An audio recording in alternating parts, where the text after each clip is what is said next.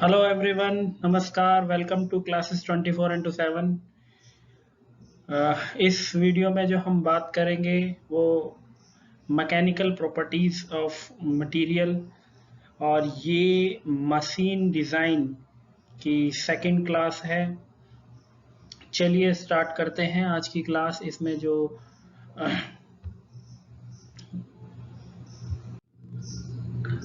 तो सबसे पहले हम बात करते हैं पहली प्रॉपर्टी, स्टिफनेस। स्टिफनेस क्या होती है?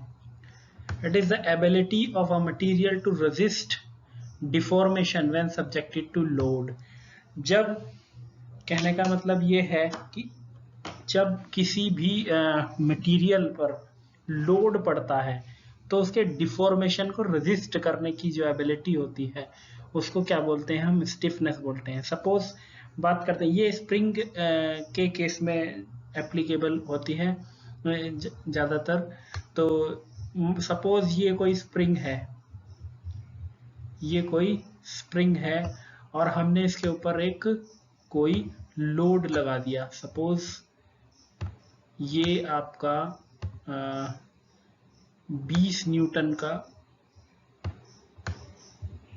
लोड है, या लोड हमने इसके ऊपर 20 न्यूटन का लोड लगा दिया, जिसकी वजह से तो क्या हो गया? जिसकी वजह से ये 5 mm नीचे दब गई।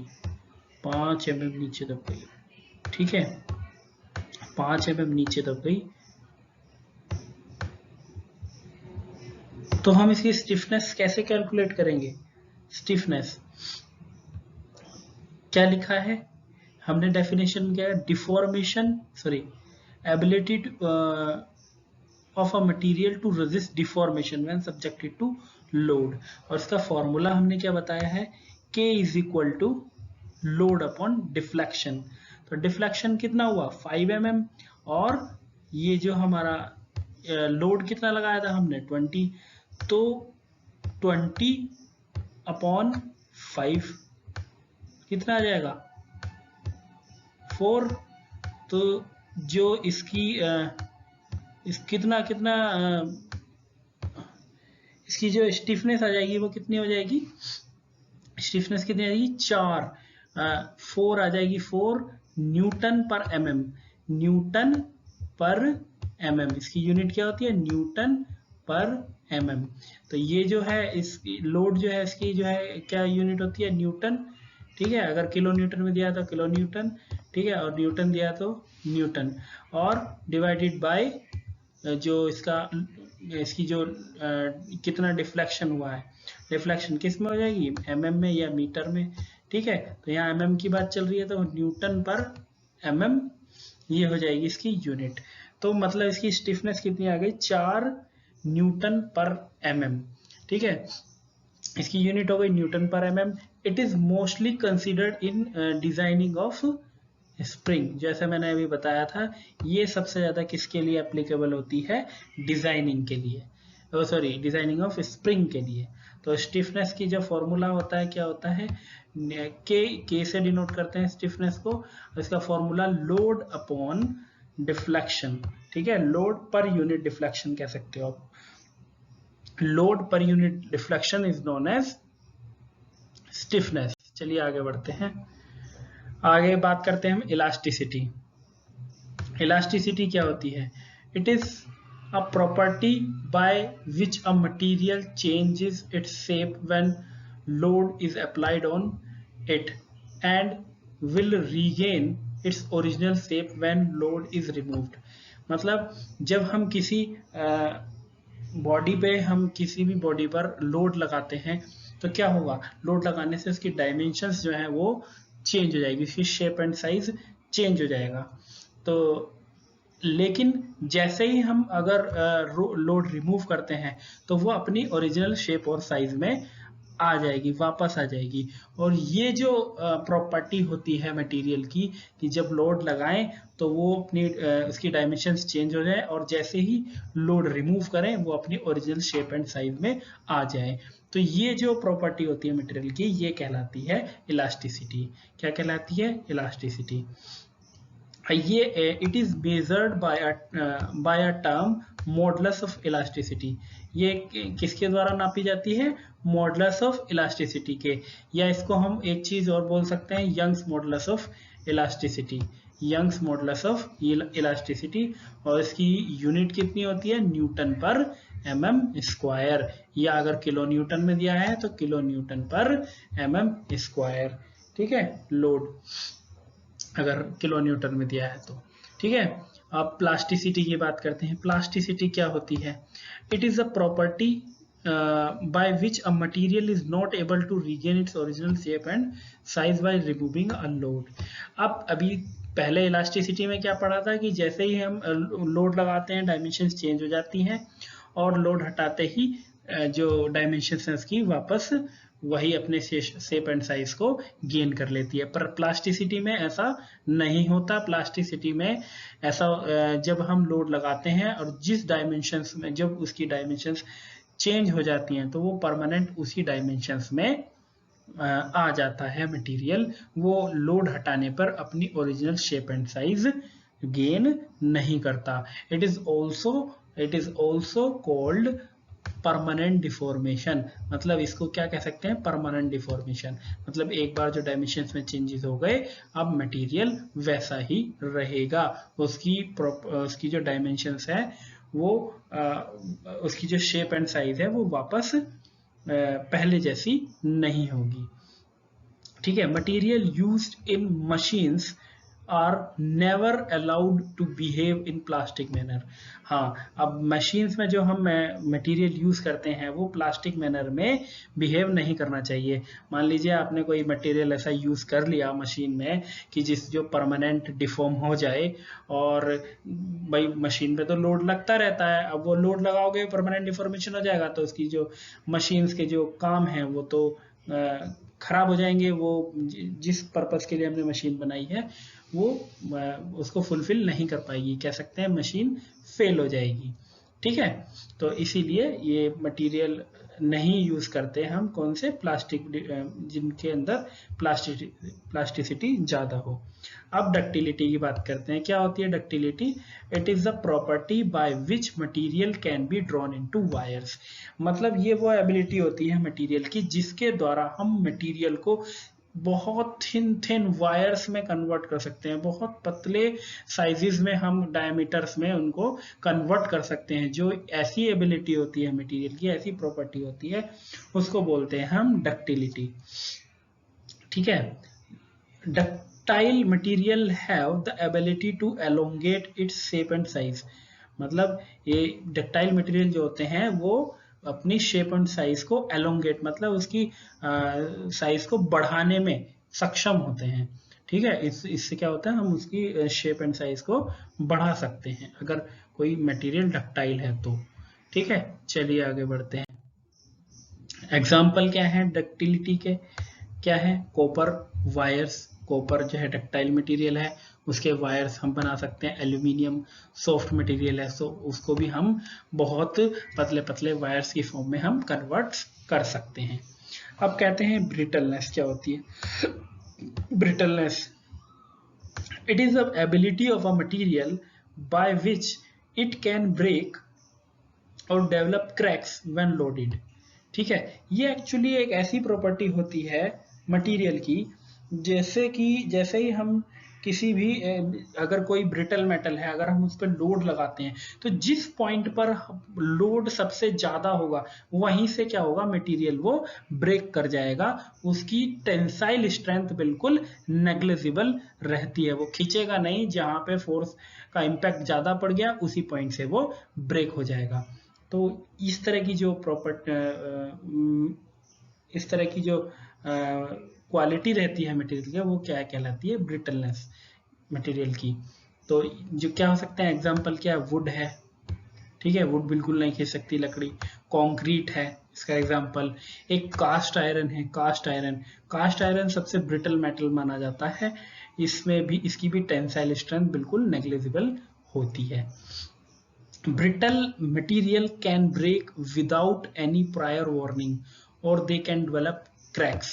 मतलब ये किसी भी प्रायर वार्निंग के अपने आप ब्रेक, मतलब अगर लोड जहाँ पे जिस पॉइंट पे ज़्यादा पड़ गया वहीं से क्या हो जाएंगी, ब्रेक हो जाएंगी। ये कोई वार्निंग चेतावनी नहीं देगी कि भाई टूटने वाला है, बस टूट ही जाएगा, ठीक है, या क्रैक हो जाएगा, ठीक है। तो ये इस जो होती है आपकी ब्रिटलनेस होती है। अब बात करते हैं मैलिएबिलिटी की। It is the property by which material are able to beaten और converted into thin sheets. Actually ये डक्टिलिटी की ही तरह होता है, डक्टिलिटी का ही एक रूप है। उसमें हम पतले पतले वायर्स में, वायर की फॉर्म्स में चेंज कर रहे थे मटेरियल्स को, लेकिन यहाँ पे क्या कर रहे हैं, यहाँ पे हम थिन शीट्स में, बहुत पतली पतली शीट्स की फॉर्म में इसको कन्वर्ट करने की जो एबिलिटी होती है मटेरियल की, वो क्या कहलाती है, आपकी मैलिएबिलिटी। वो प्रॉपर्टी क्या कहलाती है, मैलिएबिलिटी, ठीक है। मटेरियल विच आर इलास्टिक और बेटर इन मैलिएबिलिटी, ठीक है, मतलब जिनकी इलास्टिसिटी ज़्यादा होगी मटेरियल्स की, वो जनरली उनकी मैलिएबिलिटी जो होती है वो ज़्यादा होती है, क्योंकि वो ज़्यादा, अगर इलास्टिसिटी है तो वो ज़्यादा एलोंगेट हो सकेंगे, वो उनकी डायमेंशन ज़्यादा चेंज हो सकेंगी, और जिनकी डायमेंशन चेंज हो सकेंगी वही उनकी मैलिएबिलिटी भी उतनी ज़्यादा बढ़ती जाएगी। क्या है मैलिएबल मटेरियल, कौन कौन से हैं, स्टील है, कॉपर है, एल्यूमिनियम है, ठीक है, ब्रास है, ये सब क्या है आपके, ये मैलिएबल मटेरियल है, ठीक है। अब बात करते हैं टफनेस। टफनेस क्या है, it is a property by which a material is able to resist shocks और इम्पैक्ट लोडिंग। मतलब इम्पैक्ट लोडिंग क्या होती है, शॉक्स क्या होते हैं, मतलब जो अचानक से लोड लगे, अचानक से कोई एकदम से लोड लग गया, तो उस लोड को बियर करने की जो कैपेबिलिटी होती है किसी मटेरियल की, उसको हम क्या कहते हैं, टफनेस कहते हैं। मतलब अचानक से, जैसे आपने एक मोस में लास्ट सेमेस्टर में, मतलब लास्ट ईयर में पढ़ा होगा, मोस मैकेनिक्स ऑफ मटेरियल्स में एक इम्पैक्ट टेस्टिंग मशीन पर एक एक्सपेरिमेंट किया हुआ। उसी में क्या करते हैं, एक मटेरियल को बांध देते हैं और ऊपर एक हैमर टाइप, वो उससे एकदम से उस पर क्या करते हैं, इम्पैक्ट लोड डालते हैं, जिससे मटेरियल क्या हो जाता है, ब्रेक हो जाता है। तो जितना ज़्यादा मटेरियल टफ होगा, उसको, उसकी एबिलिटी इन शॉक्स को रजिस्ट करने की उतनी ही ज़्यादा होगी। तो यही कहलाती है आपकी टफनेस, ठीक है। Impact loading refers to load falling from night, मतलब refers to a load falling from night, मतलब उतना ही ज्यादा वो क्या हो सकता है, उसके लोड, उसकी डायमेंशंस में कम मतलब चेंजेस हो सकते हैं, उस शॉक्स को एब्जॉर्ब कर लेगा वो। आगे चलते हैं, अब बात करते हैं, this property is very useful in design of springs. Springs के डिजाइन में ये प्रॉपर्टी बहुत ही ज़्यादा यूज होती है। मतलब स्प्रिंग क्या करती है, एक तरीके से शॉक को ही रजिस्ट करती है, अचानक इम्पैक्ट लोडिंग को ही बियर करती है, ठीक है। हार्डनेस, हार्डनेस क्या होती है, it is a property of a material by which it can resist scratches, marks और वियर। मतलब मटेरियल अगर कोई भी मेटल कहीं टकरा गया तो उसमें स्क्रैचेस आ सकते हैं, उसमें क्रैक्स आ सकते हैं, उन चीजों से प्रोटेक्ट करने की, मतलब जितना मटेरियल ज्यादा हार्ड होगा उतना ही उस पर स्क्रैचेस या मार्क्स या वो टूटेगा फूटेगा कम। वियर माने होता है टूटना फूटना, मतलब वो उसके अंदर कम होंगी, ठीक है। ये होती है आपकी hardness. Hardness is independent of the weight of the material, ये वेट के इंडिपेंडेंट होते हैं, वेट से इसका कोई लेना देना नहीं होता। This property is mostly preferred while designing components which slides one another. मतलब ये प्रॉपर्टी जब प्रीफर की जाती है जब स्लाइडिंग मटेरियल होते हैं, जो मतलब मशीन पार्ट्स होते हैं कुछ, जो एक पार्ट के ऊपर दूसरा पार्ट स्लाइड कर रहा होता है, तो उस केस में उस तरह के मशीन पार्ट्स इनसे ज़्यादा बनाए जाते हैं। Brittle material are more hard, जो ब्रिटल मटेरियल होते हैं वो ज़्यादा हार्ड होते हैं। जो कास्ट आयरन होता है उसके स्लाइडिंग पार्ट्स ज़्यादा बनाए जाते हैं ना। जो आपका लेथ मशीन का जो बेड होता है किसका बना होता है, ग्रे कास्ट आयरन का बना होता है ना वो, ठीक है। क्रीप, क्रीप क्या होती है, creep it is the ability of a material to resist high और एक्सट्रीमली हाई टेम्परेचर। क्रीप वो प्रॉपर्टी होती है जिसकी वजह से जो मटेरियल है वो एक हाई टेम्परेचर को एब्जॉर्ब कर सकता है, रेजिस्ट कर सकता है। कहते हैं ना मटेरियल हीट से क्या होता है, मटेरियल फैलता है ना। तो जितना ज्यादा जिस मटेरियल के अंदर जो क्रीप वाली प्रॉपर्टी ज्यादा होगी वो क्या करेगा, उतना ही टेम्परेचर को रेजिस्ट कर सकेगा और फैलेगा नहीं। ठीक है, because of creep high amount of temperature stresses are developed. इसकी वजह से ही क्या होते हैं, हाई टेम्परेचर स्ट्रेसेस डेवलप होते हैं। जो इंटरनल रेजिस्टिंग फोर्स होते हैं ना पर यूनिट एरिया, वो जो स्ट्रेसेस होते हैं, जो लोड हमारे तरफ लगाती है कोई भी बॉडी, जब हम उसके ऊपर लोड लगाते हैं, तो यहाँ पे टेम्परेचर के द्वारा जब हम लोड लगाते हैं, टेम्परेचर देते हैं, तो उस टेम्परेचर को बियर करने की जो एबिलिटी होती है वही कह सकते हैं आप टेम्परेचर स्ट्रेस। कहाँ पे यूज होती है, IC engine, boilers, steam turbines, ये सारे जितने भी हैं इनके अंदर क्या टेम्परेचर की बातें होती है ना। आईसी इंजन के अंदर जो है, इंटरनल कंबशन के इंजन अंदर जो है मटेरियल जो है आपका गर्म जलता रहता है, बट जो बर्निंग होती है, तो वहाँ पे भी ऐसा मटेरियल चाहिए जिसकी क्रीप ज़्यादा हो, क्रीप वाली प्रॉपर्टी जिसके अंदर ज़्यादा हो। बॉयलर्स में भी जो है टेम्परेचर ज़्यादा रहता है, वहाँ भी ऐसा ही मटेरियल चाहिए। ठीक है, ऐसे ही स्टीम टरबाइन, फर्नेसेस वगैरह जो होती हैं उसमें भी ऐसे ही मटेरियल की जरूरत है। फटीग क्या होती है, it is a property of material to resist repeatable और फ्लक्चुइंग लोड। जो फ्लक्चुइंग लोड होते हैं या रिपीटेबल लोड होते हैं, एक के बाद वही लोड रिपीट हो रहा है सेम, या फ्लक्चुएटिंग लोड है, एक के बाद दूसरा लोड लग रहा है, इस तरीके के लोड को रेजिस्ट करने की जो कैपेबिलिटी होती है किसी मटेरियल की, उसको हम कहते हैं फटीग। ठीक है, IC engine are mostly constantly under fatigue. IC engine क्या रहता है, कॉन्स्टेंटली फटीग के अंदर रहता है, क्योंकि इस पर कंटिन्यूस लोड लगते रहते हैं। Fatigue failure. ठीक है, चलिए आगे। So thank you so much. अगर वीडियो आपको अच्छा लगा हो या लेक्चर अच्छा लगा हो तो हमारे चैनल को सब्सक्राइब करें और बेल आइकन को प्रेस करें, जिससे आपको रेगुलर नोटिफिकेशन मिलते रहें। चलिए मिलते हैं अगली क्लास में, तब तक के लिए thank you so much. Take care, bye bye.